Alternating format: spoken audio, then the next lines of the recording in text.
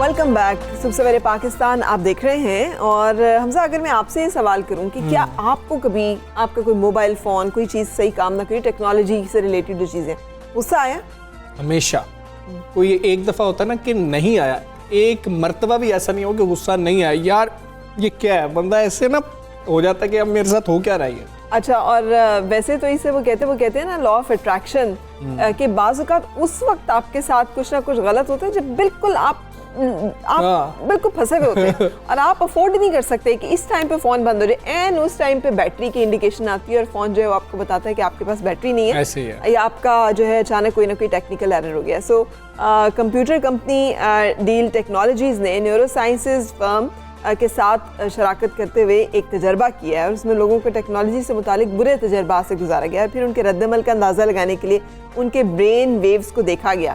تو ٹیسٹ کے دوران لاگ ان ہونے والوں میں دشواری کا سامنا, سست اپلیکیشنز کو استعمال کرنا, یا ان کی اسپریڈ شیٹس کو کرپٹ ہوتے دیکھنا, یہ کہنا اس کا نا انہوں نے دیکھا کہ سٹریس آ رہا ہے لوگوں کے اوپر, اور اس سٹریس کا اثر بڑی دیر تک بھی رہتا ہے. اور نوجوانوں پر کہہ رہے ہیں کہ اس سے زیادہ جو ہے اثرات ہو رہے ہیں, کیونکہ جو بزرگ حضرات ہوتے ہیں وہ ویسے ہی شاید بہت آرام سے استعمال کر رہے ہوتے ہیں, اور نوجوانوں کو بڑا جلدی ہوتا ہے. آپ نے 98% کمپلیٹ ہو گیا اور اس وقت کوئی چیز ہینگ ہو گئی ہے تو آپ کا دل کرتا ہے کہ اب اس وقت یا تو میں موبائل توڑ دوں یا کیا کروں. یہ عام رویہ ہے, ایسا ہوتا ہے. اور پھر سارے لوگ تو افورڈ نہیں کر سکتے کہ موبائل نئے لے لیے جائے, کیا کر لیا جائے. تو یہ والے مسائل ہیں.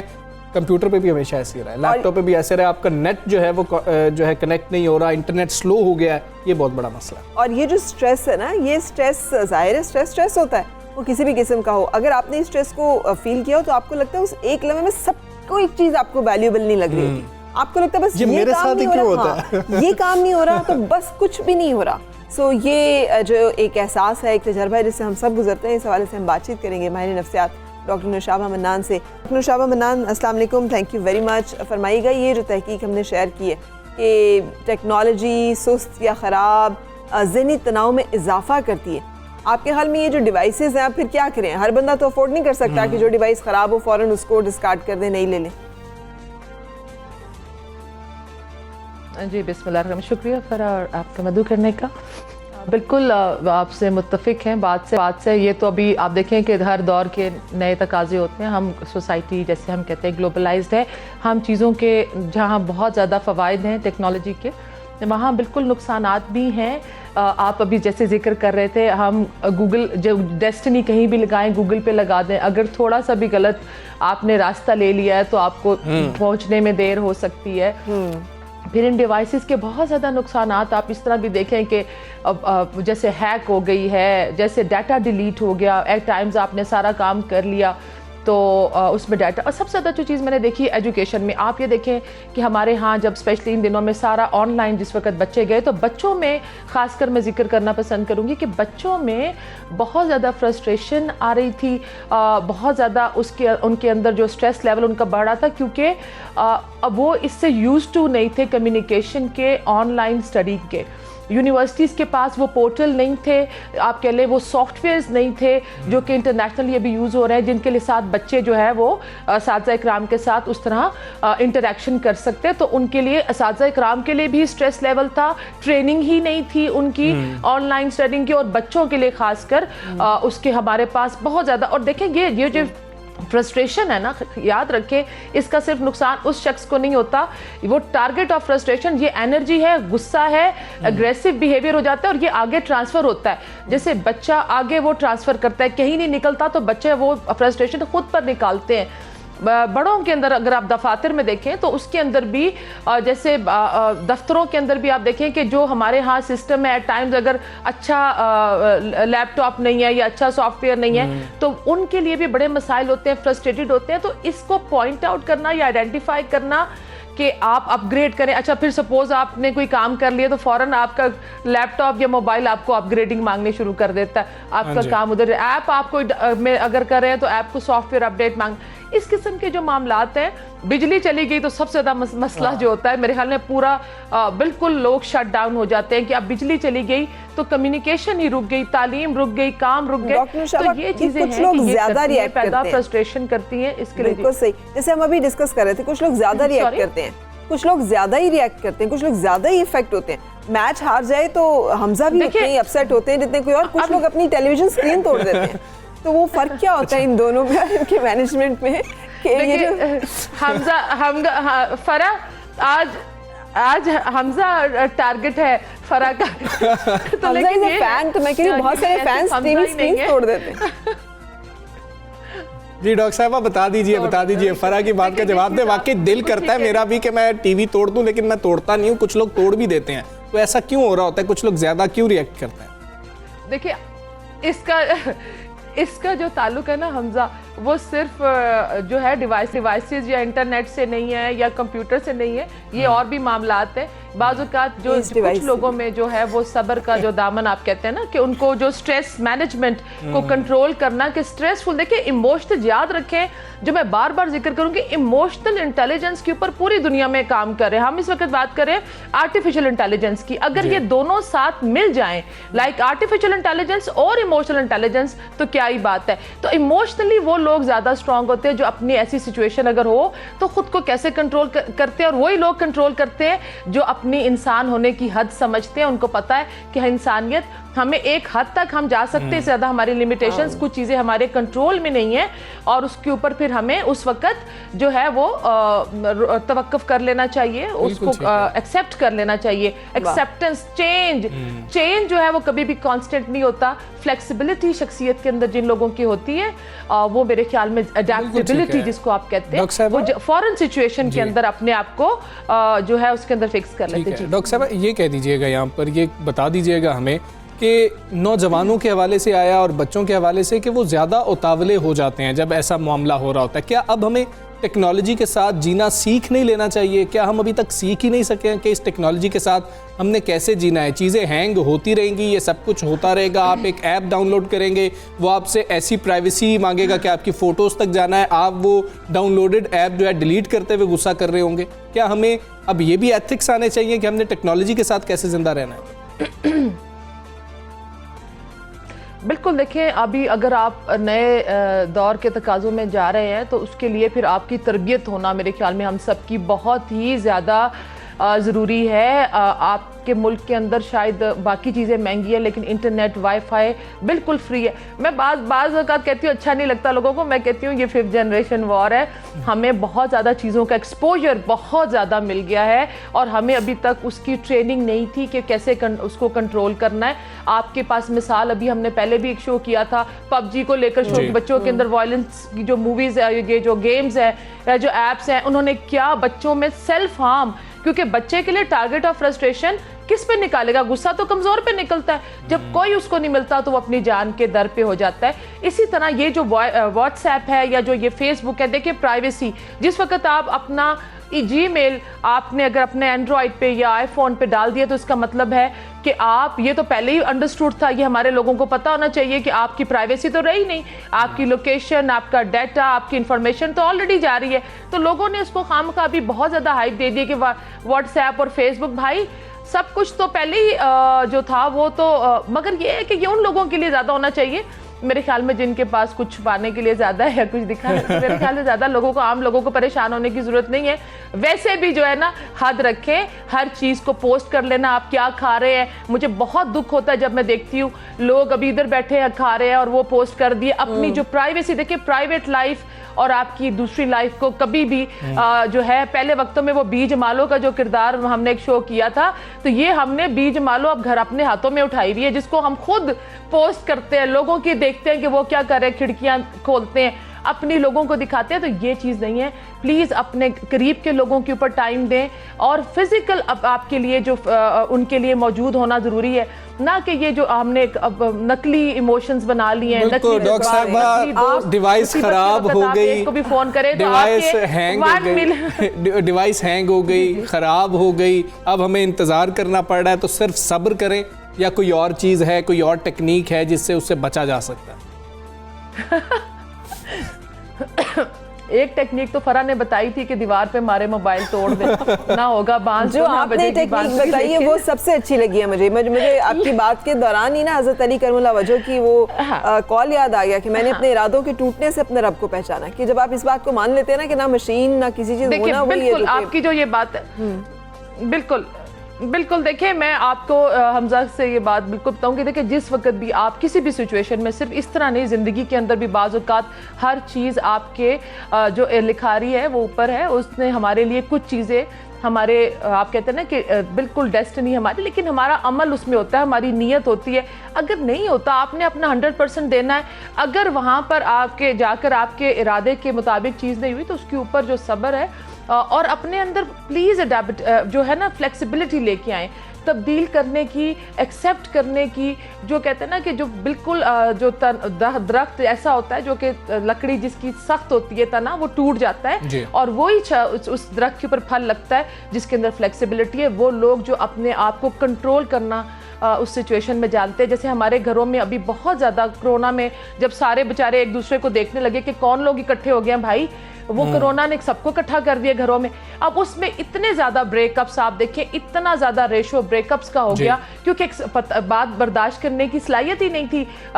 फ्रिज खोला, फ्रिज पे ढक्कन नहीं है, छोटी छोटी बातों में। फिर हम बार बार ये तरबियत कर रहे थे कि आप अगर गुस्सा है एक शख्स को तो दूसरा उस एनवायरनमेंट से 10 मिनट के लिए, बिल्कुल 10 मिनट अगर आप उस सिचुएशन से साइड पर हो जाते हैं, सपोज आप काम कर रहे हैं कंप्यूटर पे, आप कोशिश कर रहे हैं और नहीं हो रहा, तो आप पॉज ले लें 10 मिनट का।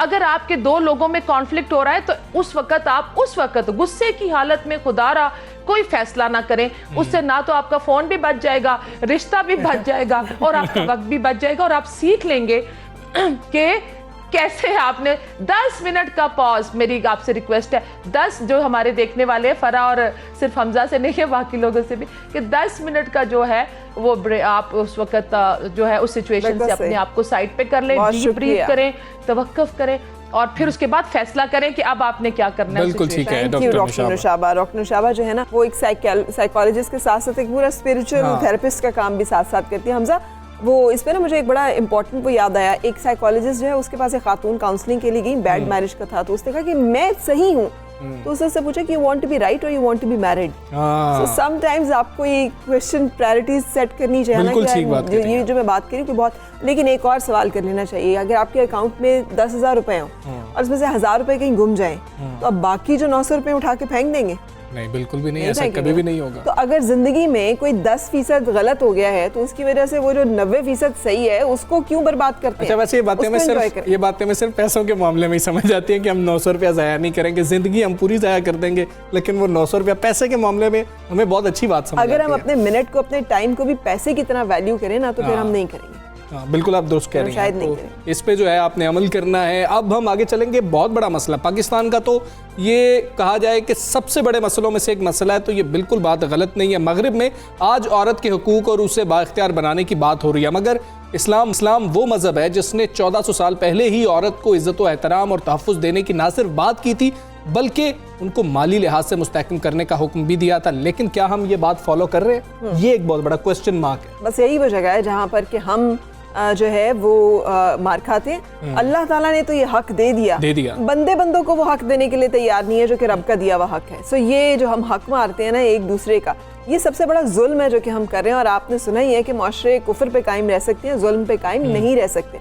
और मुसीबत यह है कि हमें वो जुल्म नजर ही नहीं आता जो कि हम कर रहे होते हैं, हमें सिर्फ वो जुल्म दिखाई देता है जो हम पर किया जाता है। सो विरासत में अगर हम बात करें हिस्से की, तो जायदाद में हिस्सा अगर आप अपने खानदान में, अपनी जिंदगी में जरा गौर करके देख लें तो कितने ऐसे लोग हैं जिनमें आपको लगेगा कि उन खानदानों ने अपने बेटियों को, अपनी बहनों को जो है खुश दिली के साथ वो हिस्सा दिया है जो कि अल्लाह की तरफ से उनका बांधा हुआ हक था। बदकिस्मती से ऐसा नहीं होता। आपके साथ मैंने एक स्टोरी भी शेयर की थी, हम दोनों ने बल्कि शेयर की थी हमजा, कि एक खातून को उसके मरने के 22 साल बाद सुप्रीम कोर्ट से जाके हक के विरासत मिला, इसलिए कि उसके बाप ने दूसरी शादी कर ली हुई थी और जो दूसरी शादी वाली खातून और बच्चे थे उन्होंने उस खातून को जो कि बेटी थी और जायज़ वारिस थे उनको उनकी विरासत से ही निकाल दिया। बिल्कुल ऐसी है फरा। मामला यह है कि जी जहेज़ दे दिया है हमने बेटी को, इसलिए उसको जायदाद में हिस्सा नहीं देंगे। ये एक बहुत अजीब सा मामला है जिसके ऊपर हमारी ख़वातीन भी कभी जो है ना ज़ुबान नहीं खोलती हैं। और फिर अगर हमने अपना हिस्सा ले लिया तो भाइयों के घर में किस मुंह से हम वापस जाएंगे, ये एक बहुत बड़ा मसला है। और भाई तो देने को मेजॉरिटी भाई ऐसे हैं जो तैयार ही नहीं है। والد نے نام نہیں لگائی تھی.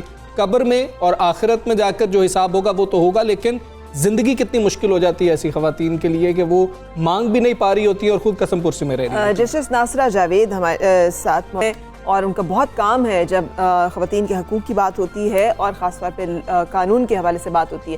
السلام علیکم جسٹس ناصرہ جاوید صاحبہ, شکریہ وقت نکالنے کا.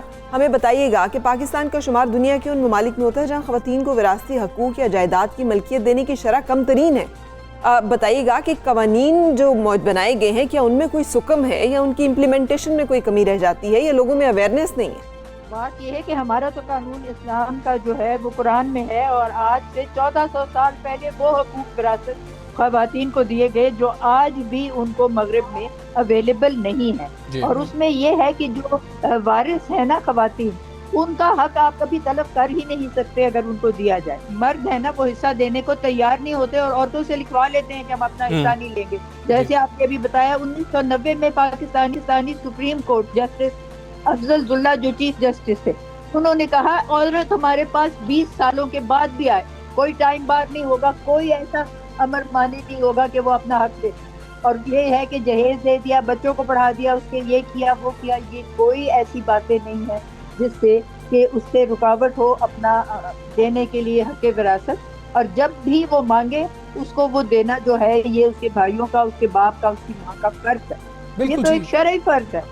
اور قانون میں ہمارا 2011 میں جو اینٹی ویمن پریکٹسز ایکٹ تھا اس میں یہ واضح کیا گیا تھا کہ اگر کسی نے بدماشی سے یا بے ایمانی سے بہن کا حق رکھ لیا ہے تو اسے 7 سے 10 سال تک جیل میں جانا ہوگا, اور اس کے علاوہ اس کو 1 ملین روپے کے لیے جرمانہ بھی ہوگا تاکہ وہ اس عورت کو مل سکے. اور اگر اس کا حصہ جو بنتا ہے وہ اس کے علاوہ ہے. اور ہم نے بین الاقوامی بہت سے معاہدے سائن کیے ہیں, سیڈو وغیرہ اور ILO وغیرہ, اور ہمارے آئین میں یہ ہے آرٹیکل 23 کہ جو جائز حق ہے پراپرٹی رکھنے کا وہ ہر مرد اور عورت کا حق ہے اور اسے لیا نہیں جاتا. تو یہ ساری صورتحال ہونے کے باوجود مرد دینے کو تیار نہیں. تو کیا کیا جانا چاہیے آپ کے خیال میں ایسے باپ, ایسے بھائی کے خلاف؟ اور ہمارے ایک اچھی بہن کا, ایک اچھی بیٹی کا کانسیپٹ بھی تو یہی ہے جیسے ناصر صاحبہ بدقسمتی سے کہ وہ اپنا حق فورگو کر دیتی ہے, بھائی کے حق میں اب بیٹھ جاتی ہے, کہتی ہے مجھے نہیں چاہیے, بھائی کو دے دیا جائے. سو یہ جو ایک سوچ بدلنے کی ضرورت ہے, اور اگر کسی نے رجوع کرنا ہو عدالت سے یا قانون سے اس کے لیے بتائیے گا اسے کیا کرنا چاہیے؟ جی, اس سے سب سے پہلے تو یہی کرنا ہے نا کہ اپنے بھائی کو نوٹس دے کہ جی میرا حق دو, یا باپ یا جس نے نہیں دیا. اگر وہ نہ دے اور وہ کہے جی آپ نے تو ہمیں لکھ کے بھی دے دیا, ویور ایک لفظ ہوتا ہے جس کا مطلب ہے کہ میں نے چھوڑ دیا. اگر کوئی لکھ کے بھی عورت دو تو قانون یہ پریزیوم کرتا ہے کہ یہ زبردستی, یہ فراڈ سے, یہ انڈیو انفلوئنس سے اس سے لیا گیا. تو یہ کوئی چیزیں جو ہے وہ عورت کا حق جائیداد دینے سے اس کو روک نہیں سکتے. لیکن پڑھے لکھے میری اپنی دوست ہیں, جب یہ کر بیٹھتی ہیں تو مجھے کہتی ہیں اب ہم کیا کریں. میں نے کہا جاؤ عدالت میں, اور پھر میں ان کو کیسوں کی لسٹ دیتی ہوں کہ یہ سارے لسٹ آپ جو ہے یہ عدالت کو بتائیے, فوری طور پہ آپ کا حق آپ کو مل جائے. بہت اب تو آسانیاں ہو گئی ہیں. اور یہاں جو صدر علوی ہیں انہوں نے کہا کہ جب کوئی شخص مرے تو اس کا پورا خاندان کا شجرہ جو ہے وہ تحصیلدار نکالے اور اس میں سب کو ان کا حق وراثت جو ان کے نام آٹومیٹکلی ہو جائے. اور عورت جو ہے گفٹ یا ہبہ نہیں کر سکے گی اپنا حصہ وراثت کا کم سے کم 2 یا 5 سال کے لیے. یہ ابھی قانون مجوزہ ہے, بننے میں ہے. اور اگر ایسا ہو جائے تو پھر تو عورت کو کوئی کر ہی نہیں سکتا, روک نہیں سکتا. بالکل ٹھیک ہے. جسٹس ناصر صاحبہ یہ بتا دیجئے گا کہ ایسا ہوا کہ 20 سال پہلے زبردستی انگوٹھے لگوا لیے گئے یا بہن نے خوشی سے بھائیوں کے نام ایک چیز کر دی, اب 20 سال بعد اس کو خیال آیا یہ تو مجھے لے لینا چاہیے تھا, پھر وہ سوچتی ہے آج تو انہوں نے وہ چیزیں بیچ دی ہیں, اس کی تو آج کے دور کے مطابق قیمت ہی کچھ نہیں بنتی, اب میں بھائیوں سے کیا حق مانگوں. تو کیا فیوچر ویلیو یا پریزنٹ ویلیو نکالی جائے گی اس کی, آج کے مطابق بھائیوں کو پیسے ادا کرنے ہوں گے, اس خاتون کے پاس کیا حق ہے؟ یقیناً یہی حق ہے. دیکھیں نا, جو جنس ہے, جو اجناس ہے, اس کا اجناس میں معیار جو ہے اس کے کیا جاتا ہے فیصلہ کہ اگر ایک قطعہ زمین ہے اور وہ 12 مرلے ہے تو 12 مرلے اس جگہ پہ جو زمین کی قیمت تھی اگر اس نے بیچ بھی دیا, آج کی جو قیمت ہے وہ اس کو اور جرمانہ ساتھ اور قید ساتھ. ٹھیک ہے. جیسے ناصر صاحبہ اس میں سب سے بڑی جو مصیبت اور پرابلم آتی ہے وہ یہ ہے کہ یہ مقدمات اتنے طویل چلتے ہیں. جیسے ابھی ہم ایک کیس کی ہسٹری سنا کے ہٹے کہ ایک خاتون کے وفات کے 22 سال کے بعد سپریم کورٹ سے جا کر اسے یہ حق ملا، جبکہ تمام کورٹس جو ہیں وہ اس کے حق میں فیصلہ کرتی چلی آئی تھی، لیکن دوسرے جو مخالف فریق تھے وہ اس کے اوپر جو ہے چلے جاتے تھے، اپیل میں چلے جاتے تھے۔ تو یہ جو ایک اتنا لمبا مقدمہ لڑنے کا حوصلہ ہمت بھی تو نہیں ہوتی، پیسے بھی نہیں ہوتے خواتین کے پاس، اس کا کوئی حل قانون میں موجود ہے؟ جی اب تو میرا خیال ہے جو سول پروسیجر کوڈ ہے نا، اس کو بھی اس میں بہت سارے جو حکم تھے وہ نکال دیے گئے ہیں، کم سے کم پنجاب میں تو نکل گئے، اور اس کی وجہ سے یہ ہے کہ قانون اپنا جو ہے داد رسی وہ جلدی دینے پہ آمادہ ہوتا ہے، اور اس لیے جلدی کا جو ہے ایک اس میں دیر سے کہتے ہیں نا جو دادا ڈالے کیس وہ پوتے کے حق میں جا کے فیصلہ ہوتا ہے، اب وہ صورتحال تبدیل ہو رہی ہے، اور اب تو آن لائن ہوتی ہیں عدالتیں، خاص طور پہ کرونا کے دنوں میں جب کوئی کہہ دے کہ جی میں عدالت نہیں آ سکتا، وہ کہتے ہیں اچھا جی آپ ہمیں اسکائپ پہ یا زوم پہ یا کسی ایسی چیز پہ ایڈریس کر لیں، لیکن ہم التوا نہیں دیں۔ جب اس میں التوا نہیں ہوگی تو لامحالت کا فیصلہ ہوگا، اور یہ جو سپریم کورٹ کا فیصلہ آپ سائٹ کر رہے ہیں 1996 سپریم کورٹ 1، یہ تو ایک مائل سٹون فیصلہ ہے کہ عورت کو حق وراثت سے آپ کسی صورت میں ہی نہیں محروم کر سکتے، کیونکہ محروم کرنے والوں نے ہی اس کے حقوق اس کو دینے ہیں، اور اگر اس کے حقوق پامال کریں ان کو اس کی سزا ملے۔ بالکل ٹھیک ہے جسٹس ناصرہ جاوید صاحبہ، بہت شکریہ آپ کا، صبح سویرے سے آپ بات کر رہی تھی، بہت ہی اہم معاملہ ہے۔ فرا سب سے زیادہ ہمیں خواتین کو ایجوکیٹ کرنے کی اس پہ ضرورت ہے کہ آپ کا حق ہے، نہ ہی کوئی زبردستی آپ سے انگوٹھے لگوا سکتا ہے، سائن کروا سکتا ہے، اور نہ ہی یہ کوئی ایسا معاملہ ہے کہ جی کہ میرے بھائیوں کی عزت کیا ہوگا، میرے والد کی عزت کا کیا ہوگا۔ یہ اسلام نے آپ کو حق دیا ہے، آپ دیکھیں آپ کا بھائی اور باپ یہ حق دے رہا ہے کہ نہیں دے رہا۔ حق غصب کرنے والوں کو بھی یاد رکھنا چاہیے کہ اس عدالت کے اوپر بھی ایک عدالت ہے جس میں سوال ہوگا کہ آپ نے کسی کا حق جو ہے وہ مارا ہے، اگر آپ نے کسی کی 1 انچ زمین جو ہے اس پہ قبضہ کیا ہوگا تو توق بنا کر نا اس زمین کا تو گلے میں ڈال دیجیے، کہ یہ وہ خبریں ہیں جو کہ ہمیں رسول پاک صلی اللہ علیہ وسلم پہنچا چکے ہیں۔ سوچنا یہ ہے کہ کیا ہم ان تعلیمات کے اوپر عمل کر رہے ہیں، اور کیا ہم نے اپنی زندگی کو سانچے میں ڈھالا ہے، جس سانچے میں ڈھالنے کا تقاضا ہم سے اسلام اور پھر اس کے بعد آئین پاکستان کرتا ہے۔ اگر نہیں تو پھر ہمارا شکوہ کسی اور سے نہیں، خود سے ہونا چاہیے۔ اور کیا ہم یہ صرف واقعات سناتے اور سنتے ہیں اور ان کو بہت اچھا کہتے ہیں کہ بڑے اچھے اصول ہیں جو اسلام نے طے کیے ہیں، کیا ہم ان اصولوں پر عمل کرتے ہیں یا نہیں کرتے؟ یہ کوسچن ہے تمام بھائیوں کے لیے، تمام جو باپ ہیں ان کے لیے، کہ جی کہ آپ سوچیں اور اپنی بیٹیوں کو اپنی زندگی میں حق دے کے جائیں۔ ٹائم فور بریک کے بعد ملتے ہیں۔